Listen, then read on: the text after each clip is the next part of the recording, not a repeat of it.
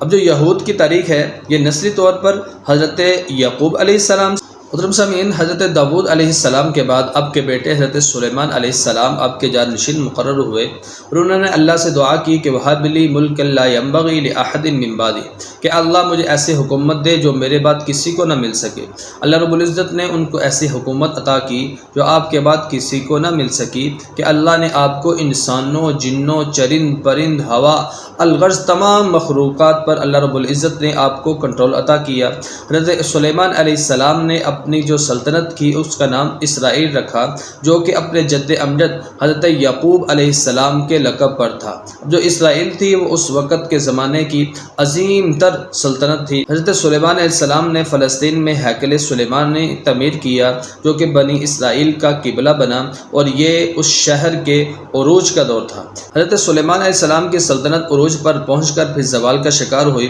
عراق کا شہر بابل ہے، جو کہ آج موجودہ بغداد سے تقریباً 40 میل کے فاصلے پر آج بھی اس کے کھنڈرات ہیں۔ یہ اپنے دور کی بہت بڑی سلطنت تھی، بڑے بڑے حکمرانوں نے یہاں پر آ کر حکومت کی۔ اس کو دنیا میں وہی حیثیت حاصل تھی جو کہ آج واشنگٹن کو حاصل ہے۔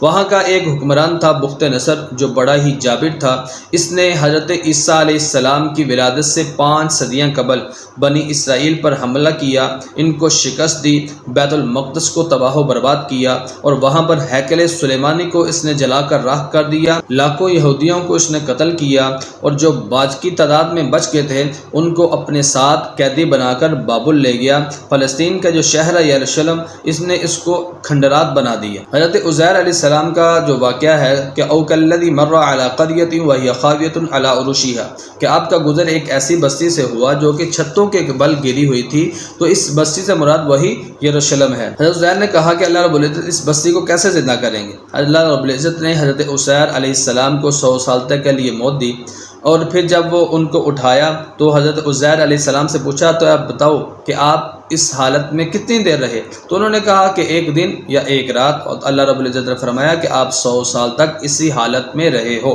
اس کے بعد یہودی جو ہیں یہ حضرت عزیر علیہ السلام کے دور میں پھر فلسطین میں آباد ہوئے، اس لیے یہودی حضرت عزیر علیہ السلام کو اللہ کا بیٹا کہتے ہیں۔ اس وقت ایرانی حکمران سائرس، جو کہ منصف مزاج تھا، اس نے بخت نصر کی تباہی کے بعد بنی اسرائیل کو دوبارہ فلسطین میں رہنے کے لیے مدد فراہم کی۔